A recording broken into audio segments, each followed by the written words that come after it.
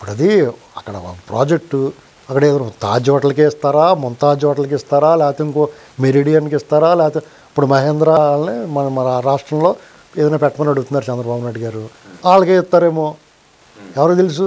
చంద్రబాబు నాయుడు గారు మహేంద్ర వాళ్ళని అడిగారు ఇక్కడ ఏదైనా చేయండి అని. సరే మాకు ఏదైనా తిరుపతిలో చోట పెద్ద ఇది కడతామండి, మాకు ఏదైనా ఇవ్వండి అంటే ఇస్తే ఇవ్వచ్చు, లేదా ఆ ముంతాజ్ హోటల్కే ఇవ్వచ్చు. ఇప్పుడు మీరు అనుకున్న ప్రాజెక్టే కదా.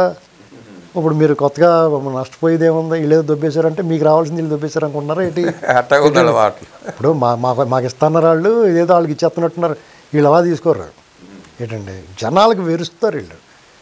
ఇప్పుడున్న ప్రభుత్వాన్ని ఆలాటోడు కూడా విమర్శిస్తాడు కఠినంగా ఏంటండి, తీవ్రంగా విమర్శిస్తాం. తప్పు చేస్తే మేము వేలెత్తి చూపిస్తాం, అది ఏటం తమ్ము మాకుంది, వాళ్ళు భరిస్తారు, స్వీకరిస్తారు, సరిదిద్దుకుంటానికి అవకాశం ఉంటుంది, సరిదిద్దుకుంటారు.